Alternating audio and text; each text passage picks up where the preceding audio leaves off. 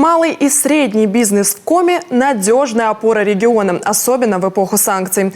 Предприятия продолжают работать в штатном режиме, при этом наращивая объемы производства. Так, например, в Устцильме Цильмалес сегодня заготавливает свыше 3000 кубометров леса в год. При этом продолжает расширять и спектр своих возможностей. Познакомилась с производственным процессом Ксения Лосева.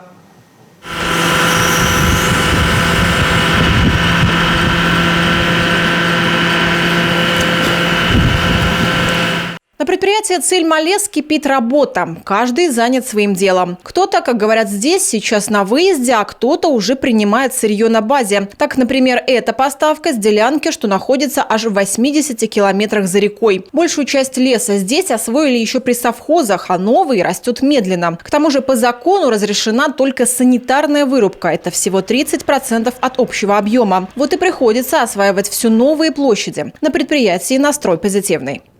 Стараемся ежегодно что-то приобретать, что в лизинг, что где-то переделываем даже. В прошлом году уже, закупили и пусть не новый, но хороший комплекс Понса. Harvester Forwarder у нас до этого был тоже старенький. Плюс сейчас приобрели тоже в лизинг 2 машины, это уже с манипулятором, и 1 КМУ. С КМУ это кран выдвижной на машине.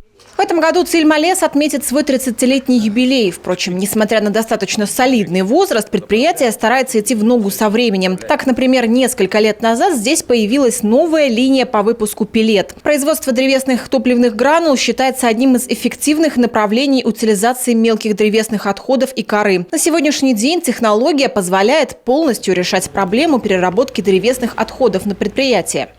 Работают специалисты, саморощенные. Прошли, проверили, попробовали все.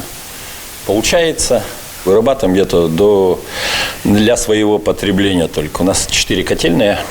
Для этого его приобретали, делали. То есть сырья хватает для того, чтобы где-то в пределах до 100 тонн приготовить. Для того, чтобы увеличить объем, это надо очень многое менять.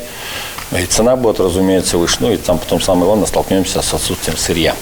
На предприятии занимаются не только лесопереработкой, но и строительством. Так, например, этим летом выполняли работы в рамках народного бюджета. Меняли освещение сразу в нескольких населенных пунктах района. А сейчас готовят партию материала для строительства нового лечебного корпуса в Устцильме.